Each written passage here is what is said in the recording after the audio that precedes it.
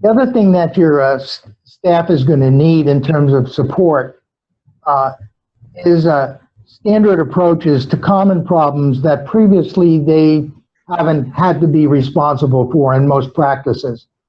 As you begin to ask people about their lives, you begin to find out they don't have a place to live, they're worried about getting enough food, they don't have any transportation, they don't know how to care for themselves, they're isolated.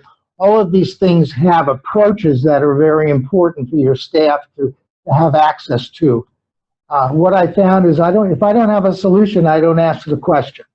So you have to give some support to everybody, know what to do when you find out a positive. Same thing with questions about depression. The staff needs to be prepared. What are you going to do if someone does say that they're having some suicidal or homicidal thought? What are you supposed to say about medication side effects?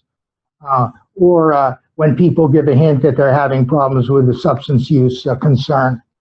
So again, being aware that these things are going to come up, and that by providing people with, here's what you do when you hear about that, you'll begin to have people buy into the new responsibilities.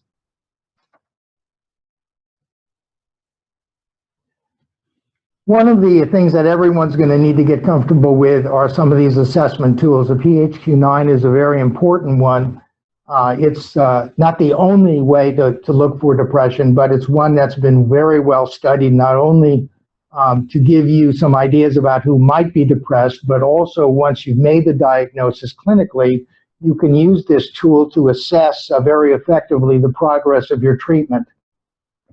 It's not enough to just know that somebody's depressed, and it's not enough to just write a prescription to start. You need to know how to follow them. Plus, it's good if you can delegate some of those responsibilities. The PHQ-9 is actually validated not only for the physician to ask the questions, but also for your staff to ask the questions, but even more importantly, for patients to answer them themselves.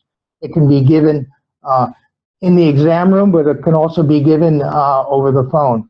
We have a practice now that's using a tablet in the waiting room, and people are filling it out.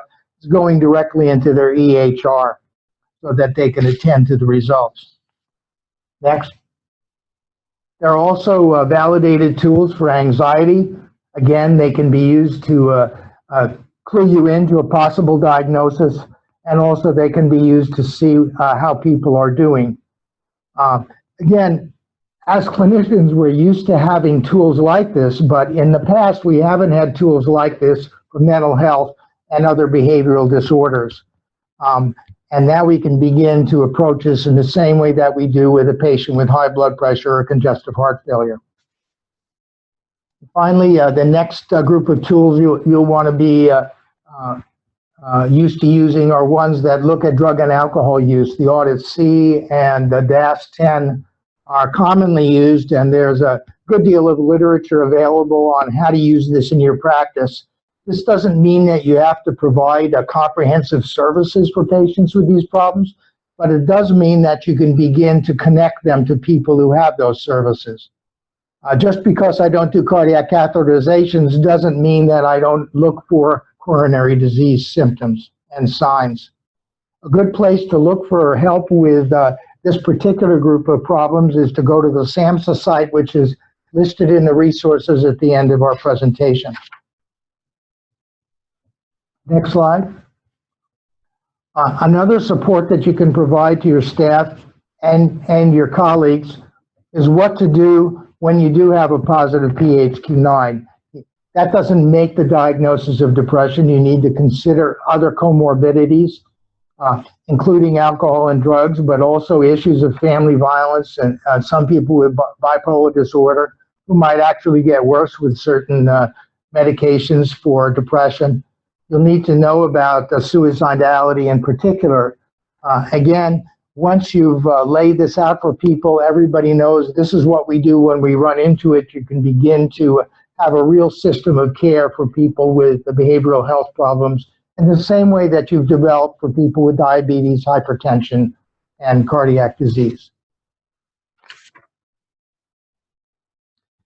There are very good sites, as listed on this slide, to help you develop your own suicide prevention protocol, treatment, and prevention protocol for your office. And naturally, they try to assess a level of risk. The idea is you need to have people in your office who are comfortable using this. Usually, this would be a physician or perhaps a nurse or a nurse practitioner who might be using these tools, and you have to have backup for them so that they have access to services. In most communities now, there is a hotline that you can use for people who fall into this category. Having put together some of these supports and tools, you need to then begin to look at exactly how will we fit this into the way we do work already. This can't be a separate project. It has to be fitted into the way you normally process your patients. So you have to decide who is it, in fact, that you're going to do the screening on. It's even better if you can contact people who don't have an appointment, but who seem to be high risk from other things that you know, people with chronic disease. You can actually do that screening over the phone, and if they have a positive answer to the questions, you can then bring them into the office.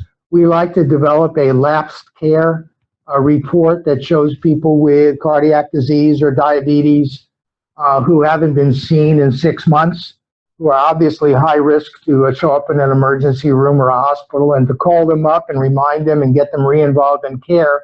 And while we're at it, we throw in the 2-question screen just to see, is this a person who stopped care because actually they've lost motivation, they're hopeless, they've got depressive symptoms. When people do come in, this should be part of a standard approach to care that you give to people with chronic disease as a minimum. And again, you can use your office staff to ask the PH2Q screens, but then you need to be prepared to respond to a positive PHQ2, which is to administer the PHQ9. In some practices, the MA will hand the patient a clipboard with the PHQ9 on it and a pencil. And when I walk into the room, it's mostly filled out, and now we can begin to talk about what that means in terms of the patient's care. Once we've identified somebody, my job as a physician is to determine, does this mean the patient's depressed, or do they have any comorbidities, or perhaps another problem that's causing them to show up with a positive PHQ9.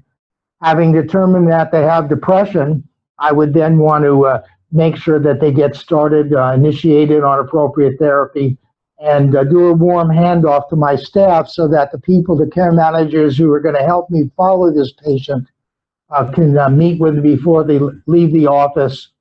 The idea is to create kind of a cocoon around patients that says, we're here to stand by you to help you get through this, as we have with other diseases, and to make sure you have good follow-up.